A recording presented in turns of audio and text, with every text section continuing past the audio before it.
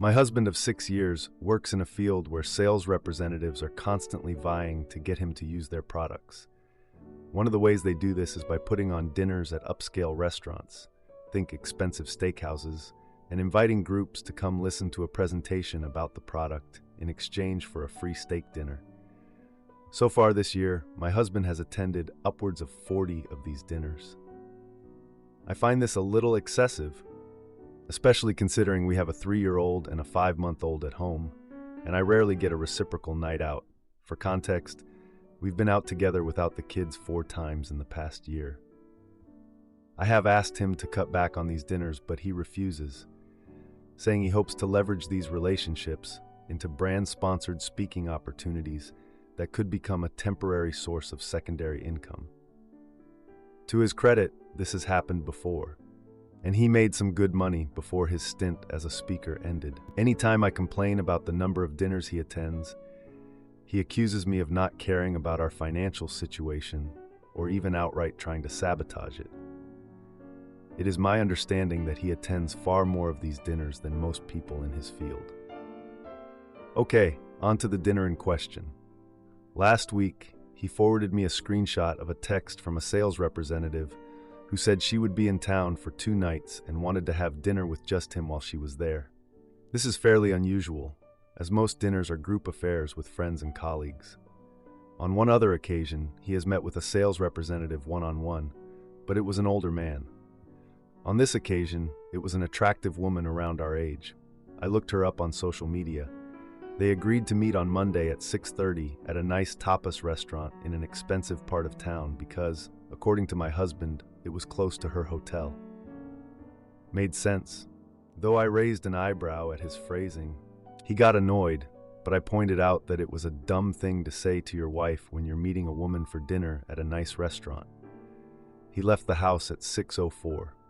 For context, I am extremely sleep deprived. I'm up with the new baby several times a night, and my husband has refused to participate in night feedings. So, by 9, I was tired and really wanted to sleep, but the baby was colicky and crying, and it was keeping my toddler awake. I texted my husband to find out when he thought he'd be home, so I could have a sense of how long it'd be before I could sleep. In the text, I said it was no big deal, just give me a ballpark idea of when you'll be home. He didn't respond. He wears an Apple Watch and is constantly responding to texts on his phone, so it was annoying to me that he couldn't give me an estimated time of arrival after 3 hours at dinner. I called him at 9:15 and he sent me straight to voicemail.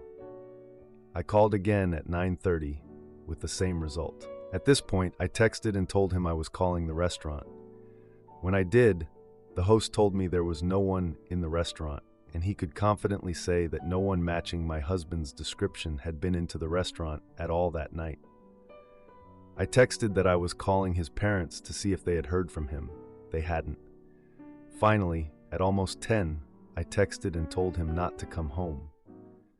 15 minutes after my last text, he sent me an automated text from his GPS app telling me he'd be home by 10:20 p.m. I texted again and told him to go to his parents' house. He showed up anyway, and I wouldn't let him in. He didn't have keys. He said I was acting crazy. He said the tapas restaurant was more like a sports bar, so they went to a nicer place across the street. He said his phone was in his pocket on silent, except he had to have declined the calls in order to send me straight to voicemail. He said he was trying to generate revenue for our family. He said my self-esteem was not his problem. He said my behavior had better be a symptom of premenstrual dysphoric disorder. He said I was creating events in my mind. Long story short, I didn't let him in. He slept at his parents' house and came over to the house in the morning to get his stuff. He's there again tonight after going to yet another dinner and likely will be for the foreseeable future. I think his behavior was shady and disrespectful to me, but he thinks I've blown the whole thing out of proportion. I'm so tired that I can't make sense of it, and I need to ask Reddit if I'm justified in my anger or if he's right and I'm blowing this out of proportion. What do you think? Thanks in advance. Now, for a few comments before the update. Comment 1. Set aside the cheating thing and just look at your post. He is spending many evenings out of the house. You have asked him to cut back, and he's refused. He spent 5 hours at this latest one while you had a newborn. You are looking up social media for his contacts, recording how long he's out and when exactly he left, and checking up on him. When you do this, you find out he has lied. He is gaslighting and insulting you. This had better be premenstrual dysphoric disorder, feels like the rest of the sentence is, or I'm gonna leave you. Even assuming he's doing what he says he is, you both have some serious issues with communication and negotiation. Comment 2. I don't think you overreacted. The does not answer his wife's calls does it for me. My first thought is that he couldn't pick up because it was a date. But even if it wasn't, and this was 100% professional, still kicking him out is appropriate, because that man made you a single mother, pretty much. He goes out, explains it all with business, but the reality is, you are a single mom. What if something happened to one of the kids and you had to go to the hospital or something? He wouldn't even know, because parenting is your job. Not picking up was not acceptable when you have 2 kids. Now for the update, I'm back with a big update on the situation with my husband. It's been a few months since he didn't come home, and honestly, a lot has happened. So let's get into it. I've been managing the household alone for the most part. It's been tough with 2 young kids. I really don't know how single parents do it. I have to give them mad props because it is so hard. I'm just so overwhelmed all the time. I feel like I'm drowning in laundry and dishes and everything else. My husband keeps going to these work dinners that he says are essential for networking. I don't know if he's actually doing any work at these dinners, but whatever. I'm just so exhausted all the time that I don't even care anymore. The kids have started asking for their dad more often. They won't stop talking about him. It's so frustrating. It's like, do you guys not see how stressed out I am? I'm trying to be a good mom and dad at the same time, and it's really hard. So on top of everything else, my husband texts me out of nowhere and says he's going to a big gala with his company next week. He says it's a formal event and that he needs to go to represent his team. I almost lost it when I saw that text because I remembered the last time he went out like this, which ended really badly. I decided to confront him about it during dinner one night. I was hoping we could talk it out like adults. I asked him if we could talk about the gala, and he just brushed off my concerns. He said it was just a work event and that there was nothing to worry about. I felt really disrespected at that moment, and I told him that. That's when the argument really started. We just started yelling at each other. I know the kids were in the other room, but I just couldn't contain myself. He eventually stormed out of the house, leaving me there alone with the kids. I was just so upset. The next day, he sent me a text asking if we could talk about our issues. Seriously? He thinks we can just talk about our issues like it's no big deal? We agreed to meet at a local diner later that evening after the kids went to bed. When we got there, he seemed so distracted. He kept looking at his phone, and it was just really annoying. I could tell he was texting someone, and I was just over it. Then a message popped up from that same sales rep who texted him before. You know, the one I had issues with? I asked him directly about her, and he said they were just friends. Yeah, right. The conversation turned heated, and I ended up leaving the diner feeling so unheard. It was just another reminder that he doesn't take me seriously at all. He spent another night at his parents' house after that. I just couldn't deal with him. A week later, he sent me an invitation to the gala. Can you believe that? He insisted it would be good for me to attend, claiming he wanted to show me off. I reluctantly agreed because I wanted to see what was going on with him and this sales rep. On the night of the gala, I dressed up and felt so out of place among the crowd. It was like everyone else was so glammed up, and I just didn't belong there. As the evening went on, I noticed my husband laughing and chatting with that sales rep. When I saw them exchanging a friendly hug, I just lost it. I walked right up to them and asked if I could join the conversation. My husband seemed surprised but invited me to stay. The sales rep made up some excuse and left. I could tell she was just trying to get out of there because she knew I wasn't playing around. I asked my husband if we could leave the gala early because I was feeling really uncomfortable. He agreed, but was super frustrated about my behavior in front of his coworkers. On the drive home, I confronted him about his relationship with the sales rep. He just dismissed my concerns and said I was imagining things. The next day, I found a receipt in his jacket pocket from a restaurant. It was a dinner date with the sales rep. He hadn't mentioned it at all. I was just done at that point. I decided to write a detailed email to his boss, explaining my concerns. I sent it off and honestly felt a little better. I knew it wasn't the best decision, but I didn't know what else to do. The email got forwarded to HR, and they started an investigation into my husband's conduct.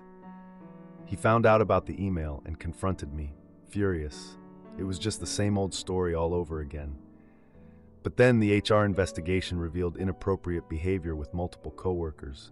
He got hit with an ultimatum about his future with the company. Now, he's moved out. I'm in the process of planning a new life for myself and the kids. I'm just so ready to start over. Edit. My husband and I have not been in contact since the breakup. He only reaches out regarding the kids when necessary. The kids are having a hard time adjusting to the new living situation, but they are with me most of the time, so that helps. I haven't hired a lawyer yet, but I have met with one to discuss our options.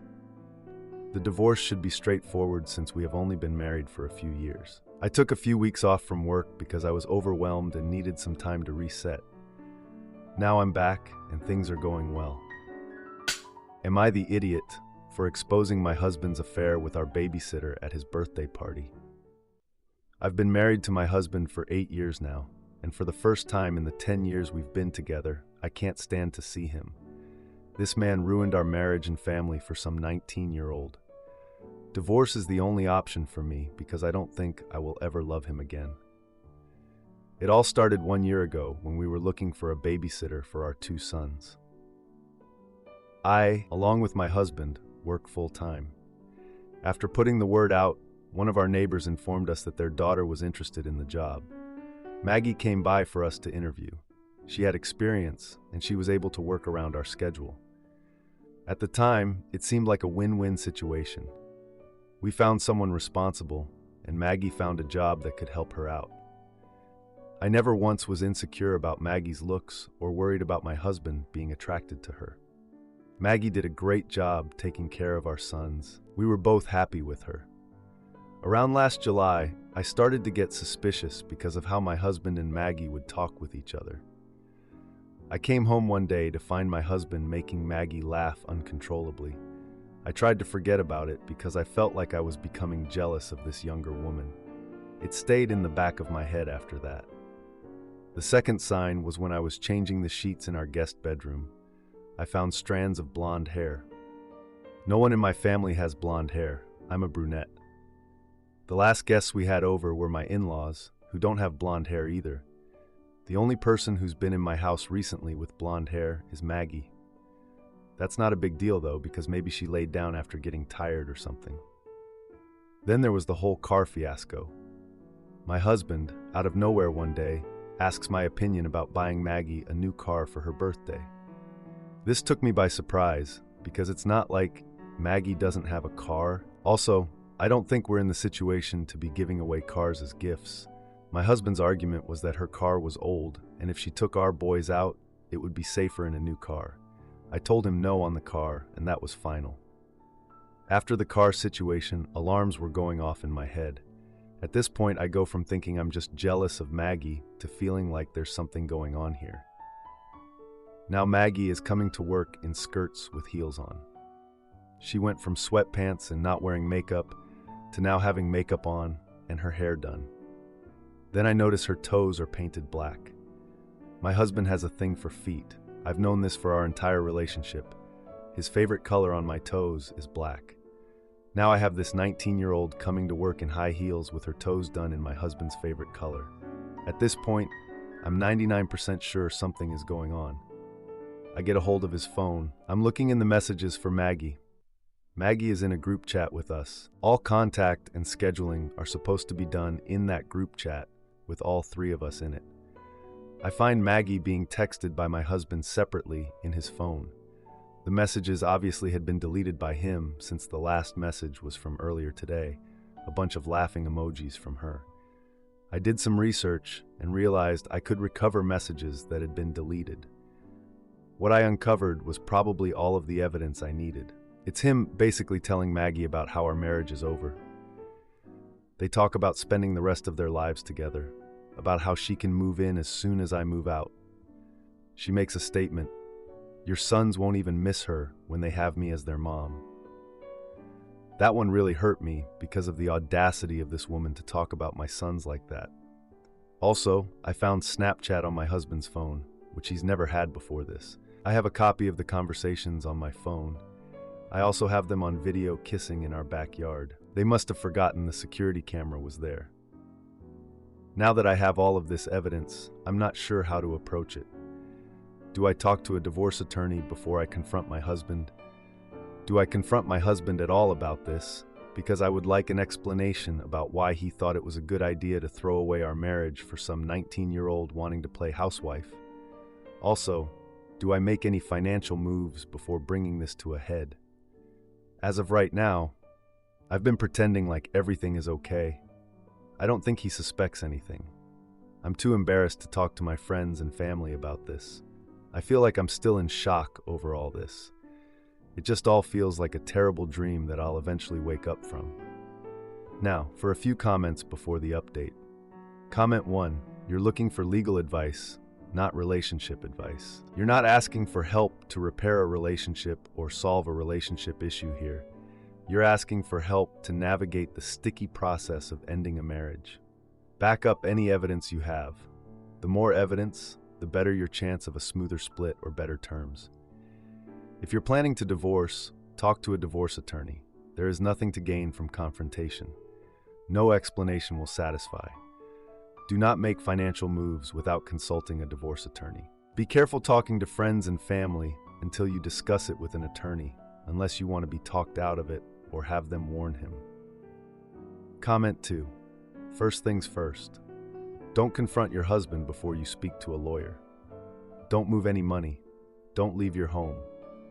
Make sure all your evidence is backed up in an email he doesn't have access to. And when you get a lawyer, send all the evidence to them. Your lawyer will help guide you in the correct direction with your best interests in mind. Also, get rid of that little nanny troublemaker. Make a provision in your divorce that any arrangements for childcare have to be agreed upon by all parties. Again, the lawyer will help with all this. Also, I'm incredibly sorry this is happening to you. It's unfair, and I know you're hurt. Now for the update. I'm a 34-year-old woman, and I can't believe what I've just done. A couple of weeks ago, I was feeling totally heartbroken and betrayed. My husband, a 37-year-old man I've been married to for the past 8 years, was having an affair with our 19-year-old babysitter, Maggie. Since then, I've been all over the place emotionally, and today, I dove right into the chaos. Here's what happened. So, after I confirmed my husband's affair through security footage, I spent a week in shock. I was living with the guy who was cheating on me with a teenager, and he was acting like nothing was wrong. I could have screamed in his face, but he would have just laughed it off. This dude didn't care that his wife was about to lose it. I decided it was time to confront him directly about Maggie. I asked him if he had any feelings for her, and he just laughed. I mean, I should have thrown a pot at his head, but I didn't. I played it cool, pretending that his answer was all I needed. But then I realized I needed more evidence, and I figured it was time to look into our finances. I checked our joint account, and there were some unusual transactions. Payments to a luxury car dealership caught my eye. I went online and checked the dealership's website. Guess who just bought a car? Yep, our former babysitter, Maggie. I felt like I was losing my mind. I needed to expose my husband, and I had to plan my next move carefully. I knew he was having a birthday party soon, and Maggie was on the guest list. This was the perfect opportunity. So, the day of the party arrived, and I was super nervous. I walked into the room where the party was being held, and it felt like all the joy was gone. Everyone was acting like this was a normal party and not a cover for a massive betrayal. My husband and Maggie were whispering and laughing together. I had to swallow my anger and put on my best fake smile. I was serving drinks, chatting with guests, and trying my best to look happy. Meanwhile, I was discreetly gathering other guests, including family and friends, for a surprise reveal. Everyone was asking why I kept calling them to the kitchen, but I just told them it was a surprise. My husband was distracted when the kids presented him with a new watch, and that's when I made my move. I pulled out my phone, and with a click, the recorded video of my husband and Maggie kissing appeared on the TV screen. The room was filled with gasps as everyone watched in disbelief. My husband's face turned pale, and he tried to play it off, saying it was just a prank. But I wasn't done yet. I revealed the financial records, showing the payments to the car dealership. Family and friends turned to my husband, demanding explanations. Maggie blushed and tried to leave, but I blocked her path. My husband stumbled over his words, completely caught off guard. The party turned into chaos. Guests were arguing, pointing fingers, and trying to make sense of the mess. My husband was desperate to convince everyone it was all a misunderstanding. People began to take sides, some supporting me while others sided with him. It was like a messed up game of Survivor, and everyone was fighting to stay on the island. Finally, he admitted to having an affair but insisted it was just a fling. Then Maggie, realizing she was outed, tried to justify her actions, but the hostility in the room was intense. The next day, I felt like I'd been hit by a truck. I was still processing everything that had happened. I got a call from my sister, who had heard about the incident from someone else. She wanted to know how I could do such a thing on my husband's birthday. I told her she was on his side, so she shouldn't call me. But the truth is, I wasn't ready for the judgment. My husband has been trying to reach out to me, but I've been ignoring his calls. I know I should probably talk to him, but I just can't right now. I'm still trying to figure things out, like what happens next. Edit. I appreciate the support and suggestions. Many asked about my husband's background. He's been a great provider and father, which makes this hurt even more. I also checked the ownership of the car. It's registered in Maggie's name, but my husband is a co-signer. I'm planning to confront him about this soon. Am I the idiot for walking away from my boyfriend after he couldn't cut ties with his clingy ex? I'm extremely hurt, but to my boyfriend's credit, he was very upfront about everything. He texted me immediately the morning after to tell me everything. My boyfriend, let's call him James, broke up with his ex-girlfriend Winnie about 2 years ago. They chose to stay friends, and this has caused some issues between James and me. Mostly because Winnie just can't get over the breakup. She thinks she and James are soulmates, and she just refuses to accept that he stopped being in love with her. So a conversation they will very often have is James literally spending hours going over the logic of why he broke up with her. He tries to reassure her since they're still friends and she's hurting, but I have witnessed some of these conversations, and he's loving but firm. I suspect some of you will say there's still something going on, but there really isn't. James is definitely over her. James and I moved in together just 2 weeks ago, and this has caused Winnie to be worse than ever. Like she relapsed with the depression and the crying fits. They're happening constantly again. I went back to my parents' place this weekend because I had to pack my car full of some more of my things, and I spent Saturday night there. Winnie must have known this because Saturday night she showed up at our place. Crying, wailing, the works. We have a doorbell camera, and I got a notification as soon as she was at the door. I didn't see it right away, but as soon as I saw it, I texted and called James and checked our indoor camera to see what was going on. This is where James messed up, and he admits that he messed up. He didn't text me the whole night while Winnie was there. So all I knew was that she showed up. I checked our indoor camera we keep in the living room by the front door, and it was turned off. This is normal. We only turn it on when we're away from home. But I was extremely upset and distraught as I was imagining the worst. I trust James, but I just didn't understand why he wouldn't answer my calls, and he admits it was horrible of him.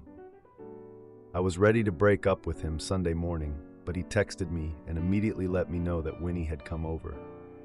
He said it sounds really bad, but she spent the night and nothing happened, and he set up our indoor camera in the bedroom to prove it.